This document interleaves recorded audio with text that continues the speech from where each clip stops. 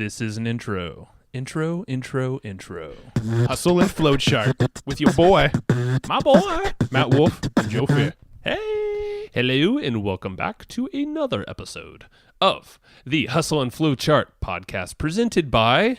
Evergreen Profits. Hey, we pulled it off, Matt. That's the perfect intro right there. Perfect intro. All right, so today we are talking to a lady that we have a history with. I've worked with her as a client. We've attended many traffic and conversion summits and things like that. And I think we we first actually met her in an Uber. Yeah, I believe is what it was in San Francisco or San Diego, one of the two. But yeah, we rode an Uber with her. Do you want to tell the story of how our sort of connection with her and how we always felt like we'd be remembered? Sure, you can go. Yes, go. Okay, so one of the first times we ever met Tina was we were in San Francisco at Traffic and Conversion Summit. We were hungry. We went over to Subway. What time was it? This was probably midnight, 1 a.m. Probably. It was, it was late at night. Witching hour. So we went over to Subway to get a sandwich, and as we were walking back, we walked through a group of people that were smoking the ganja. Ooh, bad people. And and they must have just blown smoke right on us or something. We didn't notice it, but we didn't walked really back care. into the conference, and the first thing Tina says is, "What have you guys been doing? You've got a very distinct odor to you right now." And we kind of sniffed our pits a little bit and went, "What the heck? What are you talking about?" And we reeked of weed. And we're like, well, shit, this is a great first impression. So anyway, we've always thought that Tina just thinks of us as stoners now. Yeah, well, luckily she doesn't. Yeah. But we laughed about it prior to recording this call. But she is a total badass when it comes to literally breaking your business down, but finding gaps in your business from this outside perspective that you, being too close to your business, probably don't see so clearly. Mm-hmm. And so she's given some really cool pointers on how to spot those things, how to figure out like what your best KPIs are, key performance indicators, kind of like what roles you should be filling in your team or even with yourself, like some gaps in your own personality and how you can improve those / hire someone to help you out. And I mean, so many cool things, but this is one of our biggest pain points in our business right now. I mean, we're growing, so it's a good thing. It's a good pain point. But she is an amazing, valuable resource, and she pretty much spills all the beans on this podcast. Yeah, so. yeah, we totally nerd out about tracking and stats and numbers and stuff. But just even people, like it's not even just stats. It's like being a person and being a person effectively in your business and life. You're going to love this episode. You're going to love Tina's energy. So let's go ahead and dive in with Tina Marie. All right, Tina, thanks for hopping on the show with us. How you doing? I'm glad to be here. Yeah. It's been a while since we chatted. And because I know we did some, you and I did some work back in the day, I don't know, 4 years ago. Yeah, you made an amazing video that people were like, oh my gosh, I haven't seen a video that good in forever. And then I never marketed it. So way to use that talent. That's okay. It was a fun time either way. Yeah, it was good stuff. Yeah. But I think that was around the time maybe we initially met, maybe prior to that at Traffic and Conversion San Francisco or something like that. Was that the Yeah, I first think time we met that within a year of that time. Yeah. Something like that. Yeah, I think it was an Uber ride, and then, I think you were like, just carpool with us. It's cool. You seem like a nice person, and from there, I feel like our paths have kind of like crossed. We have a mutual friend, Dan, who you work with, and I don't know what you even do for him, but I'm sure we'll talk about kind of what you do in general. I don't know of this Dan you speak of. Yeah, he's the mystery man that we've tried to get him on the podcast. I know of the 1 foot wonder. Is that the guy you're talking about? Yeah, we'll call him 1 foot wonder. 1 foot wonder. I'm not quite sure what that's referencing. I don't either. The gym selfies with the one shoe. Okay. My brain went to a different place, and I'm not going to say where it went. Not. Well, it's Dan. That's Dan for you. I'm just kidding. Well, saying that, all right, so let's get into this. So who the heck are you, Tina? No, that was a little too broad, I think. No, I know, that's very too broad. I know, see, I did that on purpose. All right, so tell me about what were you doing, I guess, when you first started in business? What was, how do you kind of kickstart everything that you're kind of up to now? Oh my gosh, that's. Is that still too broad? It is and it isn't. It depends on how much you want to know, because that's like, how did I get started? It was kind of crazy, like most people's entrepreneurial journeys, right? Because you would kind of like throw stuff at the wall and see what sticks. Mm-hmm. So I have that story, which is it's pretty short. It's just the girls. I had my first daughter. She was 20 months old, and I was about to have my second daughter. And I left my first one in a daycare every day while I went to work at a call center that I was a manager at. And I just didn't want to leave her anymore. I did not want to. This beautiful light of energy, and I pick her up at the end of the day, and she was a zombie. And I'm like, okay, this isn't gonna work for me. Like, I have to do something else. And I was one of those like natural entrepreneurial type. Like, I had a paper route when I was 11, and I cut the grass for people, and I babysat, and I even had a lemonade stand. Like, I did it all. So I'm like, and the call center business wasn't doing very well. It was like super competitive at that time. And we're constantly getting threatened by Apple and Intel and all these other places that we outsourced for, that they were going to take their business to the Philippines because, you know, they could do it cheaper and whatever. Which is where, by the way, I learned tons about metrics. I learned about management. I implemented a tracking system that they actually adopted worldwide. So that kind of got me started in systems, trying to improve our process so that they wouldn't take our jobs away from us. Yeah. And so I started like eBay, selling things there, and taught myself web design and graphic design and whatever. And I'm looking at this, and this was 1990. No. It was 2002. It was Okay. 2002. So I'm trying to learn all these new skills, right? And while I'm looking at things like this Dawn Lepre course about how to put ads in the newspaper and make money, which I never did, but I bought the course. You guys know that guy that went to jail and like died there or something. Ooh. Fun stuff. Yeah, it was bad. Not good. The dark side of internet marketing. It happens. It happens. So, but that's when I got familiar with internet marketing, and I saw these people with these different products about how to make money online and blah, blah, blah. And so I spent like 2 or 3 months really just looking at this stuff, and I got on a bunch of people's email lists and bought their products. And then we didn't have social media, so we had forums, and people would get on teleconferences, and they would open up the line sometimes and you could talk. So basically I cyber stalked people like they do Facebook, only I did it old school forum style. Yeah. And I was noticing that people that ran businesses who were idolized by others and who were making a lot of money had crappy businesses, which hasn't changed in 15 years, by the way. That's right. So what I did was I told this guy, Frank Guerin, and his partner, Lee Benson, I'm like, I see you guys have this awesome product, and I love it. I bought it. I've been on all your calls. I think you guys are awesome. I think you're smart. I think this is an amazing product. But I've been listening to your people in your forums, and they're complaining left and right. And I know that they're requesting refunds because they're posting, where's my refund? This is crap. I don't get service. You promised to have the next installment. There's no next installment. Like all kinds of complaints going on. And I said, here's what I learned in the call center is that if you don't run in front of customer service issues, this is what happens to your profits. And I'm guessing. So I said, if you're making approximately this amount of money in sales and you're losing approximately this amount of money in refunds, and you paid me approximately this amount of money to take care of your customer service issues, you still come out ahead. So they said, fly over to Pennsylvania and let's talk. So I flew to Pennsylvania, and I got a job working for them back at my house, which was totally across the country. And I replaced my full-time call center income within a year of, taking off and having no idea how I was going to work from home by doing what I already knew how to do, which was just managing overall business. And so it just kind of evolved from there, noticing that people that make even $1 million have no idea what they should be doing with their numbers. Sure. They're just really good at selling, and they're really good at figuring out the product that the market wants. But managing their people, managing their time, things like that, creating the systems that allow them to not be a slave to their business. A lot of people actually don't have any idea where to do that. And so they hit this breaking point where they're like, oh, I've been doing this for a long time. Where's my freedom?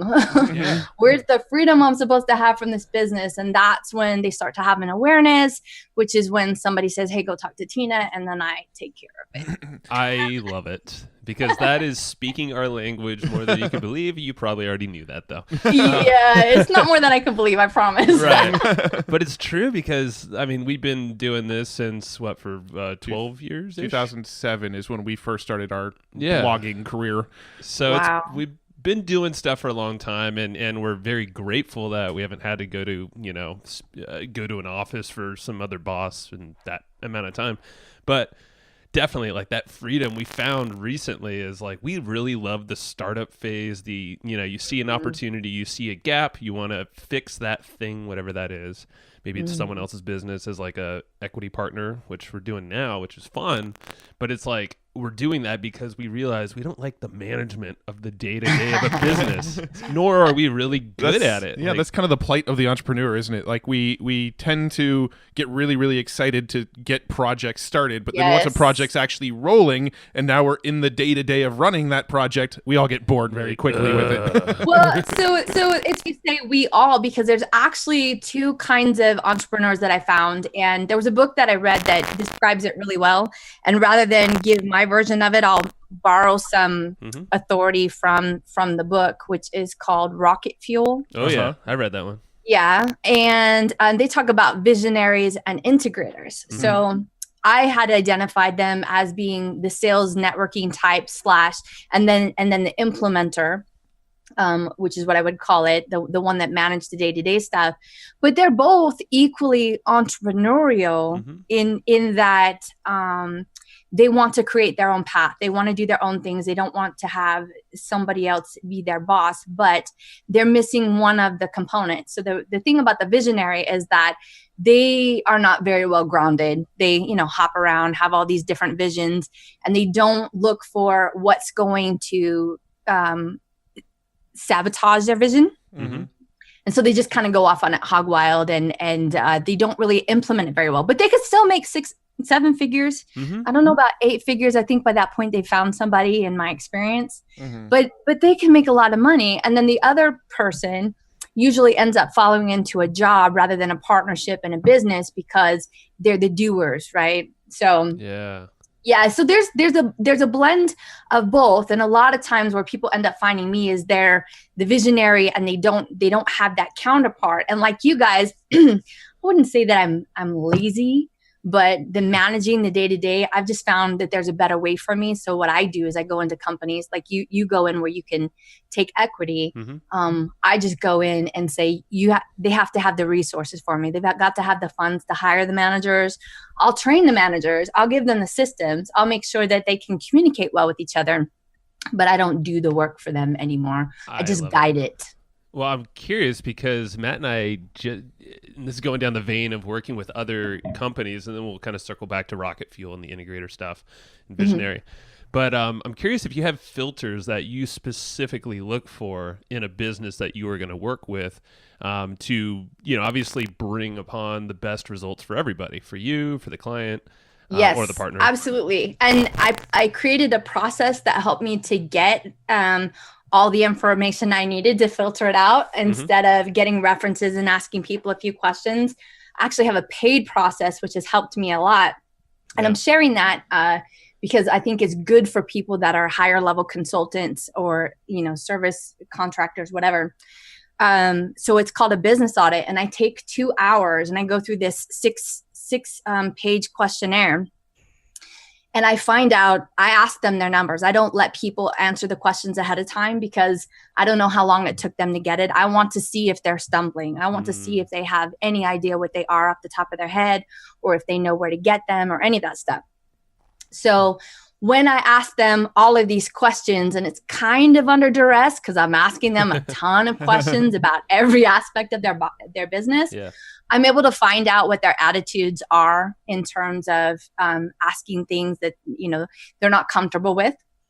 I'm able to gauge their resourcefulness, that under duress, people reveal more of themselves. So that's part of it. The other thing is the number. So they have to be making a minimum of $20,000 a month, every month, even on like their lowest months for me to come into it. But they're closer to $50,000 to $80,000 a month I'm working with. up to 250,000 a month. And they have less than 20 people working with them on their team, no matter how many contractors, whether they're in-house or out of the house, they, remote workers, they have less than 20 people. Mm-hmm. They've been in business for at least a year. And they are not managing their numbers well, or they don't have the right systems. Basically, they're overwhelmed to some point, and they already know that they're not going to make this better by themselves. Yeah. Because otherwise I have an uphill battle of trying to argue with them and persuade them. If they're not automatically like, yeah, I acknowledge that I have this problem and I want your help with it, then, filtered out. Sure. Just out of curiosity, why do you look for businesses with less than 20 people in them? Because there's a couple of reasons. Generally, it just happens to be that the small business world that's around where I can optimize them, they're under that amount of people. Mm-hmm. People that have more than that, it's usually, and if they're not making more money than a small business owner would, it's a vanity number for them. Mm-hmm. Mm-hmm. And it usually correlates with other vanity numbers, which is really, really high revenue, very, very low profits. Yeah. And the problem with those people is ego. Mm-hmm. And I don't deal with ego. They have to get that fixed first. I don't have time or interest in helping people reduce their ego issues. So, I mean, I can, but it's not what I want to do. Right. So I'd rather get where they're primed already to get results. Got it. I love it. No, because I think that's one of the most difficult things we're faced with right now is so many opportunities and ways to focus on, even just clients or partnerships, opportunities that come along. It's like, okay, we need solid filters. And also we kind of call them a setup. And Matt, you kind of took that from investing. It's like, okay, if you see like 3 things that are setting up to be something that's favorable, a favorable outcome, could be an investment based on criteria.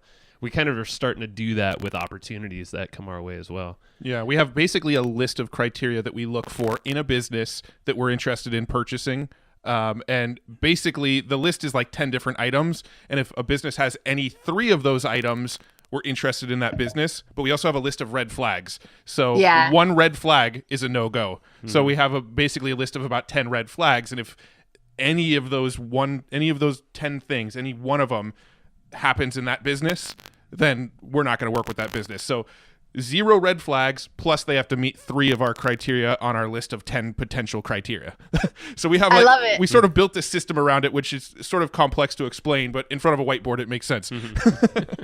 Yeah, no, that's the biggest problem I find that most contractors, consultants, agencies, anything that you want to say is that they don't have those red flags defined. And so they take on jobs and clients that they shouldn't be because they're not a good match. And they get excited about those vanity numbers. They get excited about who it is or the potential or the opportunity. Mm-hmm. And what they don't look at is the stick and the likelihood of failure because of that red flag. Totally. Yeah. Because there's a lot of energy that's wasted if you're going uphill with a client that might seem but great. That's why I have a job, so it's good. Right? Exactly. Are you familiar with the Colby assessment? Oh yes, actually, I had a previous client that you guys would definitely know of. Wanted me to take that, and it was interesting. It's probably I'm trying to remember though. I don't even remember where I fell on the starter. Oh, quick start. Yeah, I was the one that was most complimentary to the one who's a quick start. Oh, interesting. Yeah, Matt and I are like light years apart from each other in terms of our score. But yeah, we're like awesome. Pretty much opposite ends of the spectrum. Right. I'm a high fact finder, high implementer. Not high implementer. What's the other one? I'm high implementer. That was the one. Yeah. I'm a high fact finder, high follow through. Joe was low fact finder, high quick start. 2394 is me. Yeah, that's nice. You guys are complimentary. I was an 8742, something like that. Yeah. So I was a middle of the road. But anyway, it's funny because Joe and I we've sort of been on this kick lately of doing all these different assessments. We did the DISC assessment. We did the Colby assessment. We've both done Myers-Briggs, and we also did the little rocket fuel assessment as well. So we've been trying to figure out as much about ourselves because we're in this mode right now of we need to build a team. For the most part, our business has been me and Joe running all operations. We have a support lady, and then we have a few little outsourcers that we'll use for, tech development stuff here and there and things like that. But for the most part, it's been Joe and I running the show. And so we're in this mode of let's start to scale this company and put more people around us. So we've been on this kick of taking all these assessments to find out like who should be the perfect complementary people in our business. And that's awesome. It's been a real fun journey to like learn about ourselves and how to communicate with each other and how to communicate with other people and all that kind of stuff. So, yeah, I totally geek out about that. And most people, it just never even registers to them. They don't even think at that level. So that's awesome that you guys do that. Yeah. Yeah. So I guess let's go back to, because like, I think the big thing with rocket fuel, and I'm sure you take that because I know Dan, our mutual friend, he actually mentioned rocket fuel. That's where I first heard it from. And why I read it. And it was really cool because just the assessment is free on their website, rocketfuel.com or something. But yeah, Matt and I both took it. I was a little bit higher of a visionary than Matt, and he was higher implementer, which, I mean, that's why we can work together. So I guess huh? Yeah. So I guess talk about how you approach businesses or how you build teams around someone that might be one or the other. So a person that is a visionary, the first thing that I'm going to look for, I end up being in the beginning their integrator. And I'm looking at, what are their profit margins right now? What are their resources? Do they have the resources to pay for a quality integrator at this time?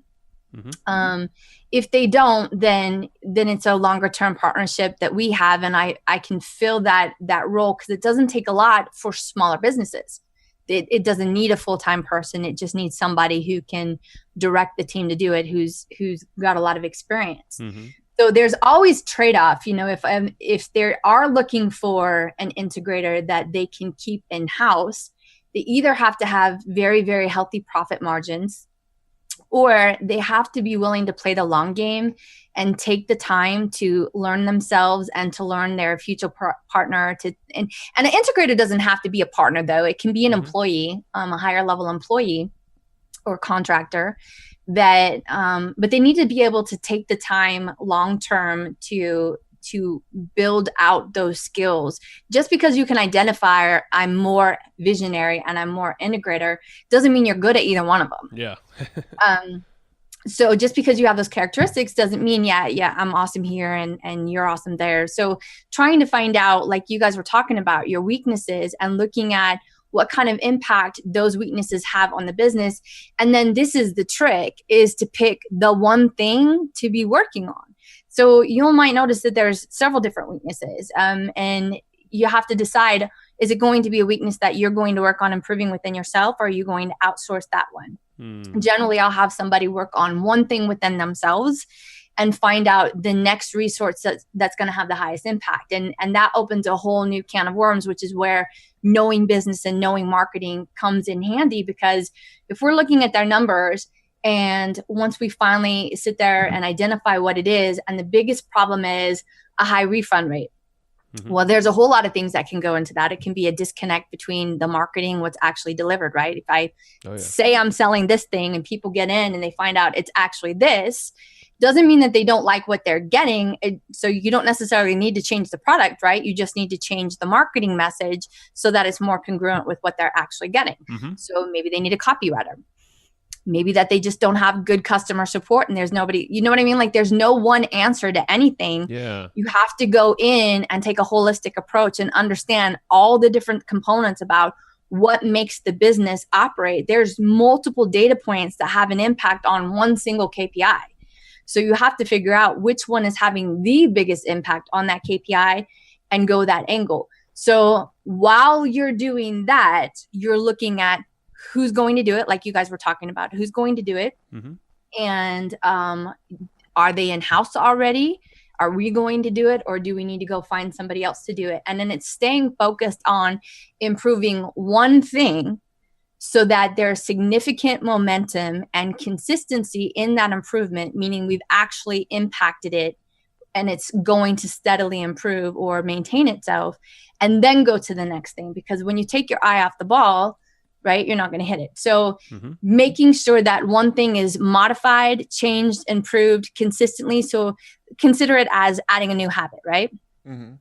You're not going to add multiple habits at one time. Or if you're trying to solve a problem, you don't try to change multiple things at one time because you don't know what really works. You don't know what really sticks.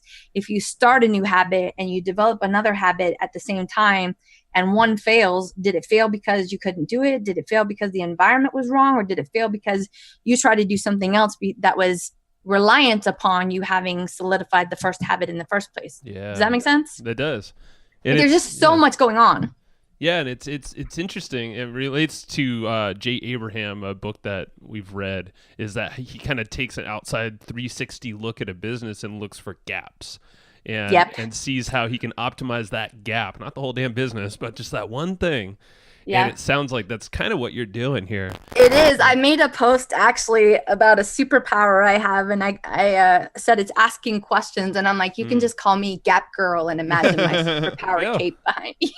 It's so cool. Yeah, but I'm wondering for those who don't have who don't have access to a Tina in their life, how does someone close to their own business, like, are there strategies they can use to find that gap, to focus on the thing that's like lacking? They have to learn how to ask better questions. It always comes down to asking better questions. You don't know what you don't know. And the problem with that is you don't always know which questions to ask. So if you don't know what questions to ask, then you just have to start feeding yourself information. You have to learn about sales. You have to learn about business management and systems. You have to, and now you can either do that through hiring a mentor, which again comes with its own pitfalls, right? Because you don't know what you don't know. So you don't know who's lying to you. You don't know who's good, but you can't operate from a place of fear. So you just have to keep learning. You have to keep feeding your mind very specific things in one particular area. So I read a lot. I read leadership books. I read systems books. I read persuasion books. And then whatever I read, I take a little time to implement it. And every single time I work on implementation, I change because now I know something from experience versus theory. And now I see the world differently because when I experienced something new, I became a new person. So if somebody doesn't know where to start, they just start, period. Doesn't matter where it is. Learn something new, take what you learned, and instead of going to learning the next thing, implement something from what you learned, observe what happens from what you implemented, then decide what to do next. As long as you keep moving forward consistently, one day you wake up and it may be 5 months from now, it may be 5 years from now, you're going to look back and be miles ahead from where you were. And that's what I talk about, playing the long game. And most people won't do it. It's instant gratification. I have to see results now. That's not how it works. You can't follow somebody else's path because you're not somebody else. You won't ever duplicate somebody else exactly.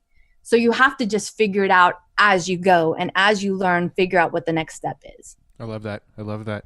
Now I'm reading the thing that when you signed up to be on the podcast, we have our little calendar scheduling tool. And one of the things you wrote is that numbers tell the real story. So you dig into the numbers, you look at the numbers, you're looking for specific KPIs, that sort of thing. What are some of the numbers that you think people should be focused on from the beginning? Obviously, you've got sales, but obviously KPIs are more than just sales. So what sort of numbers are you looking for from the beginning? So I will look at sales. I'll look at how many sales they have. I'll look at how many refunds they have. I will look at conversion rates. I'll look at how many sales come from ads and what is their ad spend. I'll look at how many sales come from organic effort, and I'll ask them what they're paying for their organic effort and how much time are they spending on it. And I'll look at retention rate. So conversions is one thing, but I really care a lot more about retentions. If you convert 90% of the people on the page and 85% of them refund, I don't really care about your conversion rate. You have a bigger problem.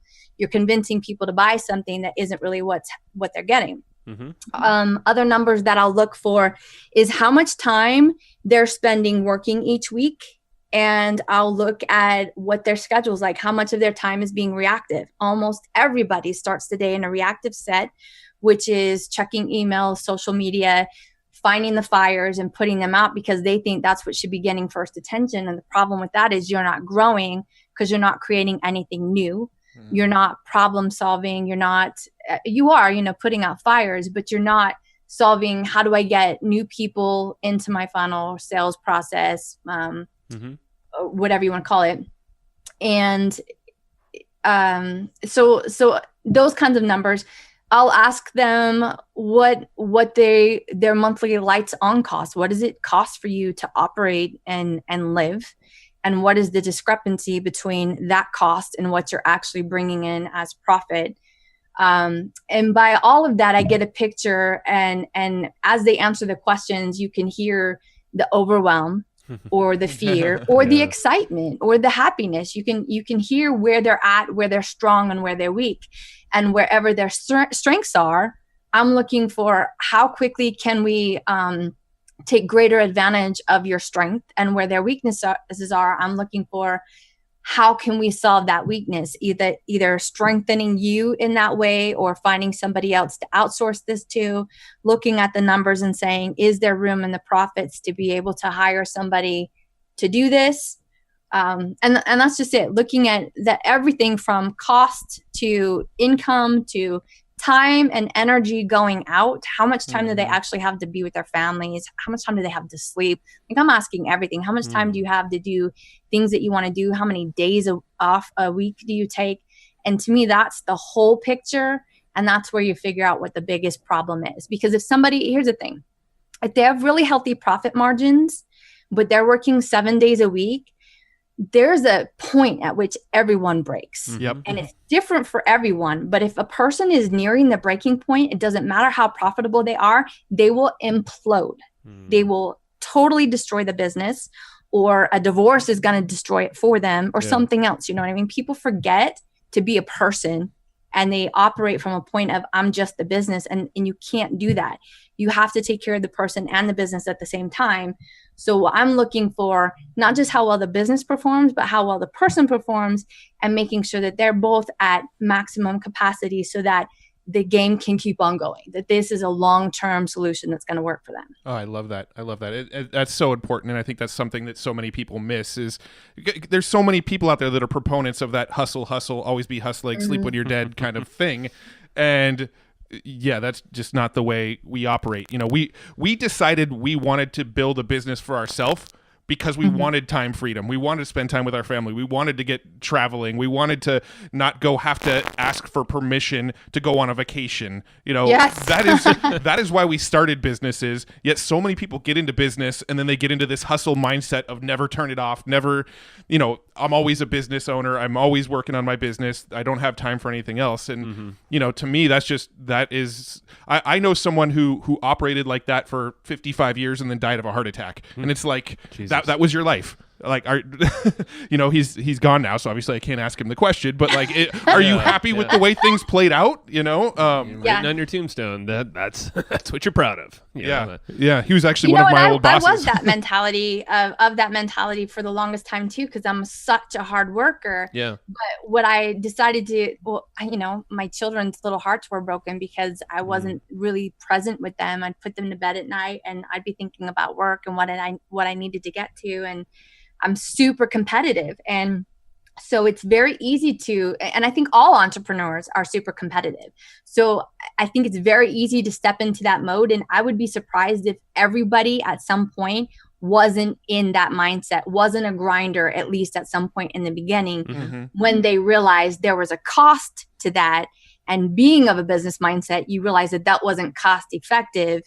But I think that it's important, as you point that out, that people choose their mentors very wisely. They choose the books that they follow. There's Gary Vee and Grant Cardone, and neither one of them look very healthy. Right. I saw Grant Cardone bragging about his hard work while he was literally in the freaking hospital bed. Oh my God. He was in the hospital bed from having a heart attack. I'm like, man, you are out of your mind. You are missing the point. It comes to your deathbed. You're going to be like, oh, I what think were I you had it proud wrong. of? Yeah. I And then mean, it's too late. there's that whole saying too, right? Of, when you're on your deathbed, you're not going to be sitting there saying, man, I wish I worked harder. Man, I wish I made more Right. money. You're going to be sitting there saying, I wish I experienced more. I wish I traveled more. I wish I got to spend more time with my family. Those are the deathbed regrets that people have, not the, I wish I finally bought that Ferrari, Yeah, right. That's exactly right. And that you have to have that mindset shift before you can do the kinds of operations that I have people do, because because otherwise you get into the scarcity mindset that I'm not making enough and I'm not earning enough. And what you have to do is flip that switch and say, all right, how do I make more in less time so I can get more of this life? Yes. And until somebody wants that, they're not ready to do the things, because when you get into optimization, you have to say no to lots of things. You have to say no to lots of things so you can say yes to the right things. Yeah. But you have to be primed for that mentally, or you'll never do it. You'll constantly go back into the fear mindset and go, but this opportunity here, that FOMO, right? Fear of missing out. Yep. It's into play. So people definitely have to be primed, and they have to want to live life more than they want to make money. I love making money, but I would rather make a lot more money and less time. And so doing that through systems and optimization, but then also doing that through value, understanding what your worth is. There's a post I made today about the curse of knowledge. And I didn't have the phrase for it, but I was reading a book called Made to Stick by Chip and Dan Heath. Oh yeah, I've heard of So that. smart. I love that book. And but it talks about a phenomenon that I found, and I would tell people, you're having half the conversation in your head and you think somebody else understands something, but they don't.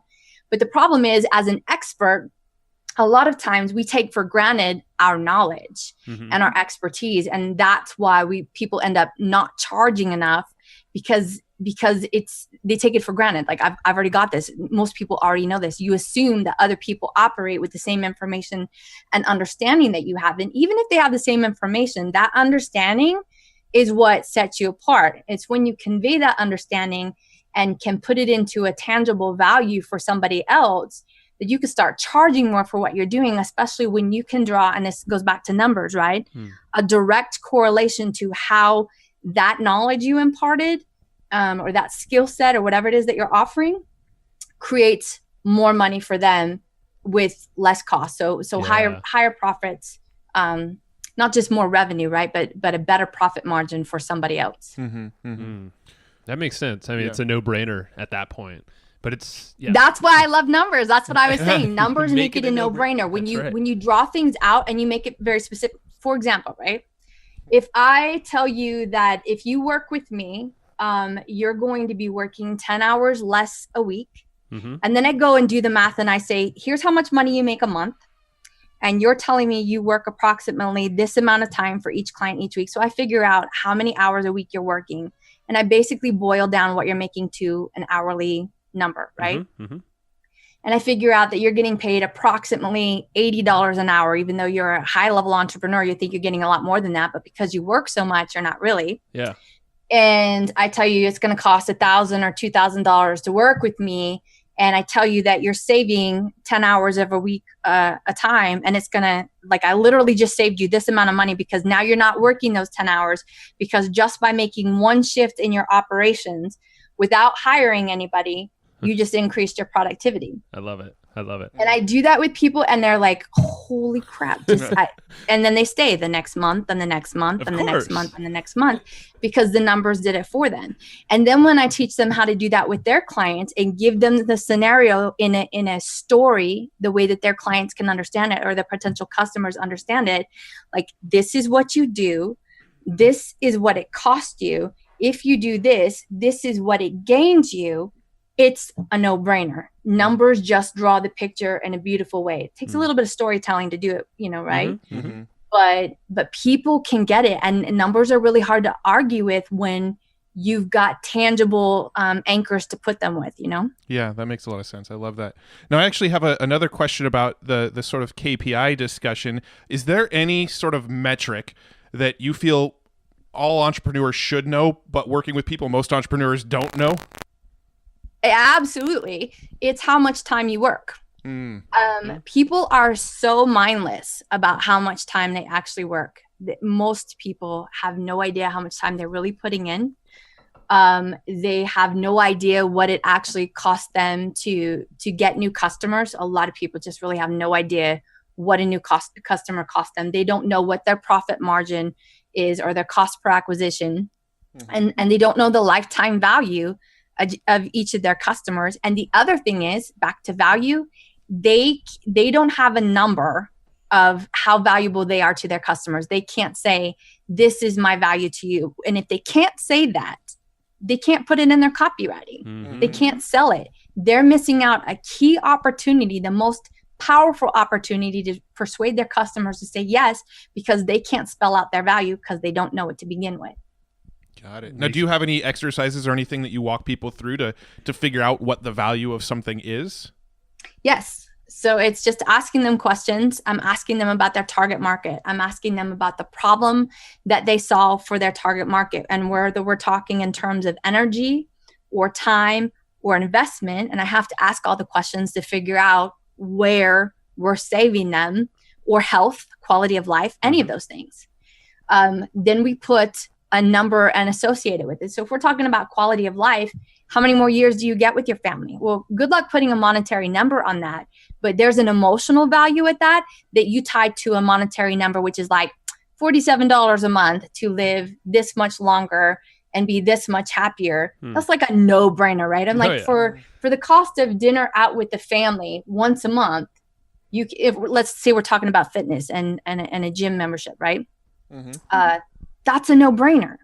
That's a no-brainer. You have to just figure out what the cost is, what the value is, and correlate it to something that they can say, that's all it costs. No-brainer. Yeah. No problem. Just yes. You could sell anything that way. And that's, yeah. And I think what the feeling I'm getting here is like you're making it fun. Like this whole process, it just kind of seems like, and obviously it's scary as hell for people that don't know their numbers or they're not ready. But yeah, because I mean, there's a lot of this stuff where it's like Matt and I just kind of have hacked this together, or at least we tried to. Yeah. James Schramko, he uses something called effectively hourly rate, and it sounds like what you're describing. Yeah. Same idea, and just that concept alone, we started to apply that to what we're doing here. And we're not the best at tracking our time. That's why I wrote down, I'm like, I got to find like a tracking tool. If you know Toggle. Toggle's a good tool. Toggle? Okay, cool. Interesting. Yeah. That's good. And there's timers. There's all kinds of different timers. So whether you want to do it something on your phone, if that makes it easier for you, because maybe you're out with the kids and watching a soccer game and plug in for 15 minutes. Oh, I'm going to do this. There's an app called Memo. What is it? If I can't tell you, I'll tell you later, but I think it's called Memo. Okay. It's not Memo. Anyway. Neil Patel was suggesting it, but yeah, just tracking that. And dang it, there was something I was going to tell you and I just spaced out. Oh, the fun. You said you make it fun. So here's the thing. Entrepreneurship is fun all by itself. Hell yeah. What I do is remove the fear so that people can get back to the fun. The fun is already there. Yeah. It's the problem is that they're weighted down by fear and pain of not being able to solve a problem. I take those out of the way so fun just gets to come back in all by itself. Yeah, so it sounds like it's not just totally diving in and analyzing the numbers. You also sort of act as an entrepreneur's psychiatrist a little bit as well. Sounds like you have to kind of... I don't want to know about your mother. I don't want to know about your wife, but you do have to want to know about what's holding you back fear-wise. And I don't want to know about your childhood issues or anything like that. But when I ask them about where their time is going and why they're not doing something, then the fears come out, and it's super easy from experience. I mean, I've gone through some crazy, scary things myself. Including walking away from all income 4 times as a single mom of 4 daughters, because what was working, what I was getting paid by people was ridiculous compared to what I was making them. Literally going bankrupt, making $15 an hour, turning a company into $1 million company. And how do I know it was me? Well, they took 3.5 years to even create the product. Wow. They were making $3,500 a month while I was working with them. And then I said, you guys are being ridiculous. Here's what you need to do. And if you don't do this, I'm going to quit, even though I would have no money again. Yeah. And they said, no, we'll do it. And 8 months later, they were making $1 million in sales from a consistent 3,500 a month. Wow. And after 3.5 years of even taking just to get the product created, I'm like, I think I'm the common denominator there, but let me just do this a couple other times. And I did it a couple other times, turned a couple startups into 7-figure businesses, where before me, it was a lot of treading water. I'm like, there is a pattern to this, So it's just taking the fear out of it for people and helping them, and through recognition of my own experience, and as well as the hundreds of entrepreneurs I've consulted with over the years and small businesses, recognizing, that language, when you use that phrase and you talk about this, I know what that means. And I know what the end result of that is. And I also know how to solve that because I've seen it like 20 times. You know what I mean? That's interesting. And I'd be curious to learn, like, what are some common language or phrases that are used, in certain scenarios. Obviously, there's probably a million that you can do. There's a bunch, yeah. Yeah. No, this is cool. Now, I'm curious about the team. So selfishly, like Matt and I right now are, we're looking for kind of some project manager types, assistant types, people that we can leverage our time better and go deeper on projects rather than more of the doing. And you said, you don't want a big team. It's vanity numbers, which we totally agree with. We like to be lean and manageable. Is there a magic number or maybe a process that you recommend when looking for maybe the best next hire? Yes, it's figuring out what is the thing that is not getting done most, or the thing that is bogging you down most. It's getting done, but you're hating it, and everything else is getting neglected because you're either not good at it or you hate doing it. So in its definitions, people define project management very, very differently. Some people call project management what somebody else would call operations management, and it's not a matter of semantics, it's a matter of understanding. One person overseeing kind of all of operations and another person just moving things along and pushing projects forward. Another definition some people have is the interface between a client and, an agency or something. So it's making sure that, especially in partnerships, that everybody's on the same page about what that phrase means, what that looks like to them, because I guarantee you the visionary partner and the integrated partner both have very different ideas about what they want the project manager to do. And the problem is going to come up when the project manager is supposed to report to 2 different bosses with 2 different mindsets and 2 different objectives. Oh, yeah. So we have to figure out in advance who gets to be in charge. It's one person. Everybody needs one boss. You give them 2 bosses with 2 different agendas, you're going to have problems and they're going to be gone. And you're not going to be moving forward.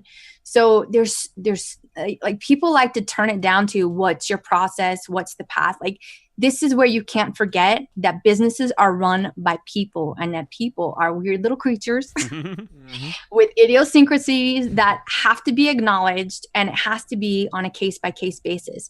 There are definitely questions that I have that get me the answers to who's what and what needs to happen. But those questions are not the same for every single person, because some things are self-evident and others I have to dig for. Totally. I mean, we know that Matt and I do. I mean, after this is what spurred the whole personality thing, is that, and the big thing that makes Matt and I tick, and that even our team ticks, and the people that we hire, is we're all going to share the same goals and that thing we're working towards, even though we might approach it from different ways and thinking. And that's why Matt and I, even though we're like so different in the way of our thinking, and even when everyone saw our personality results, they're like, "Holy crap! Like, how are you working together for the last 10 I don't know years? how many people actually looked at our Colby scores and went, "You guys are partners? How is that working out for you?" Because you're complementary. That's the thing. Yeah, you're complementary. Otherwise, you wouldn't be able to work well together. Yeah, but it's interesting though. It's that shared goal, I think, is that big thing that obviously if our goals are different, it's shared values and goals. Yeah, you're right. Values are extremely important, and that's something that other people don't take into account. And it's very difficult when you have partnerships where one person is family oriented and another person is not, because what one person is willing to sacrifice, like that grinder mentality, and the other one who's like, dude, I just want to be with my family. Like this is my end game, is getting more quality time with my family, and the other person's numbers is goal is vanity numbers. It's like, how much money can I make? How many shoulders can I rub that are, how many Lambos can I get? That kind of thing. Yeah. If you don't have the same values, that relationship, just like a marriage, is going to disintegrate pretty quickly. Yeah. And I'm sure it goes with a team that you hire as well, to an extent. Absolutely. Yeah. Absolutely. Personality types are a huge thing. When I'm doing interviews with people, I used to let them outsource it to me, but I don't anymore.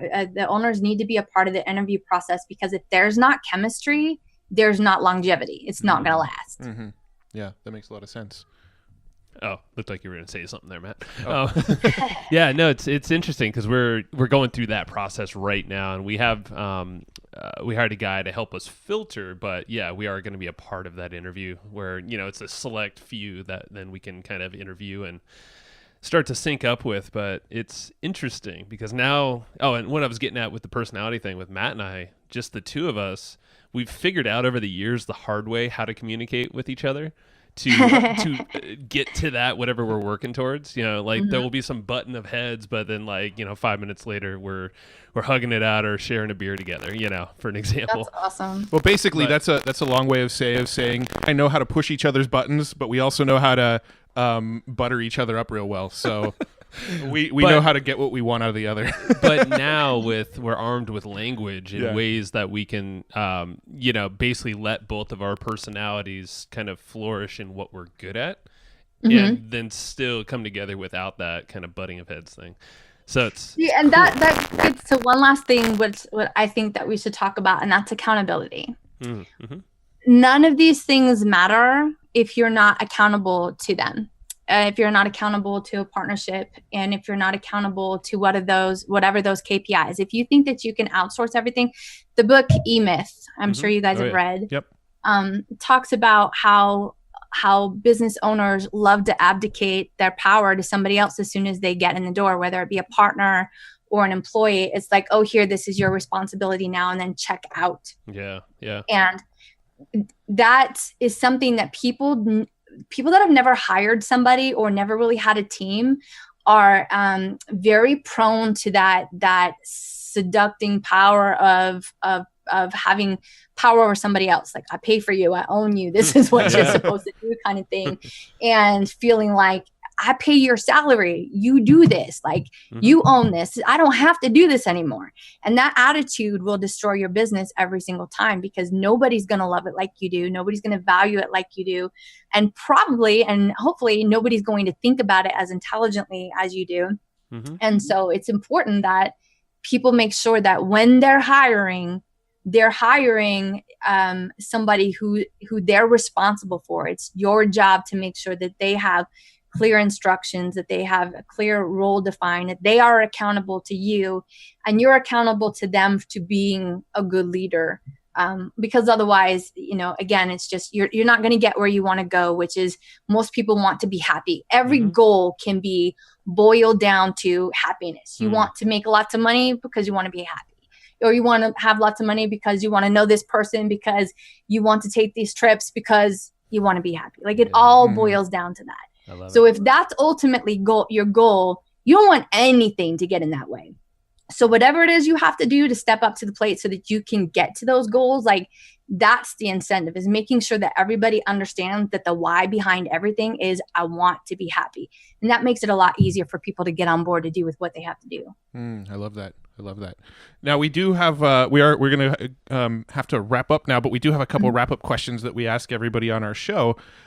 You've already mentioned a couple books. You mentioned Rocket Fuel, and you mentioned Built to Stick and the E-Myth, and my voice just cracked there.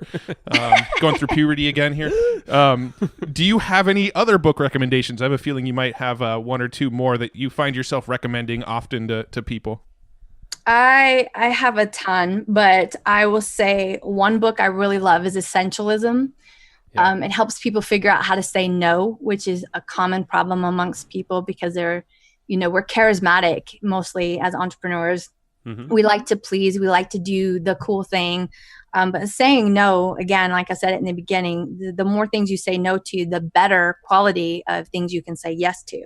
So the book called Essentialism There's a book called Multipliers by Greg McCown and Liz Wiseman. And it's how the best leaders make people great around them, basically.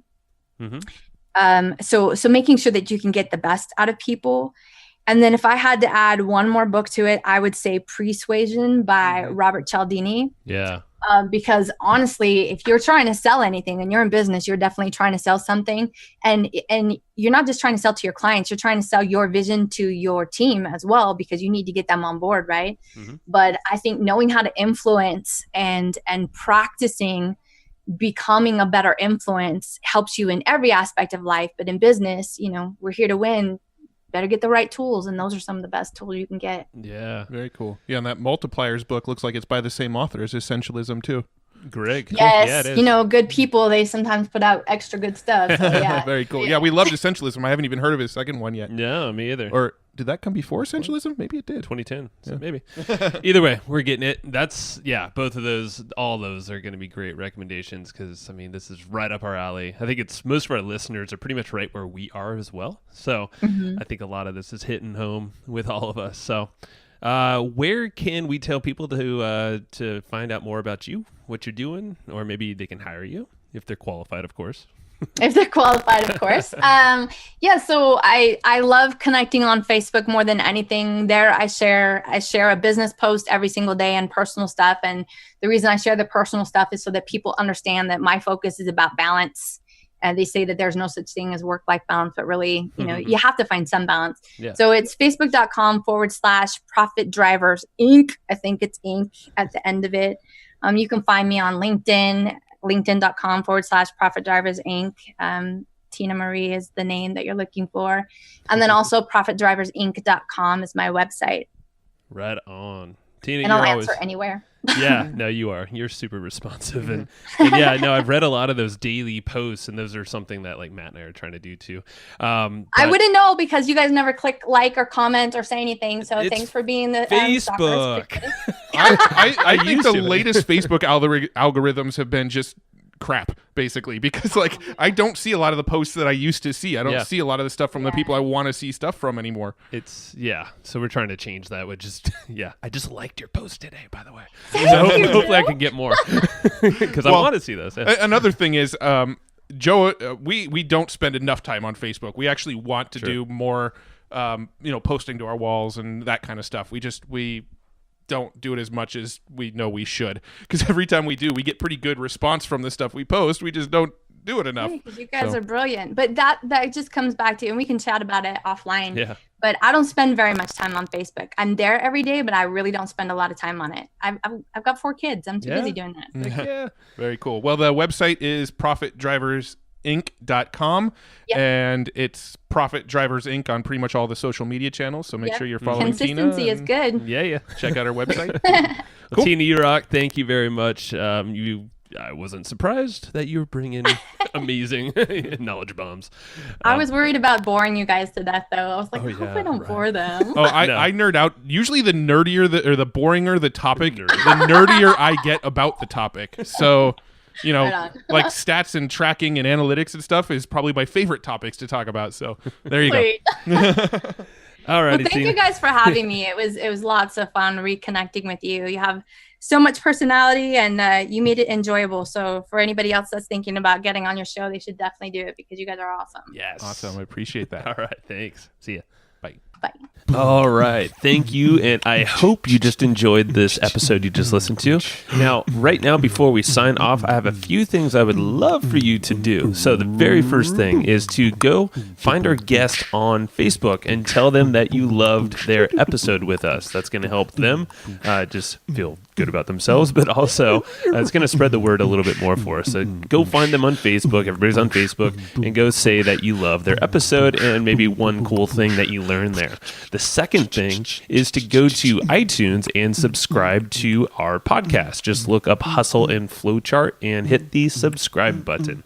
And the very last thing, the third thing, is to leave us a review on iTunes or wherever you're listening to this podcast and help us spread the word more. That's how more people are going to to get this awesome knowledge, this cool podcast training, and a whole bunch of other cool free training that we give out at evergreenprofits.com. So that's about it. Go find them on Facebook, go subscribe on iTunes, and leave us a review. You would be amazing if you did that, but you're always amazing. So thanks for listening, and we'll catch you in the next episode.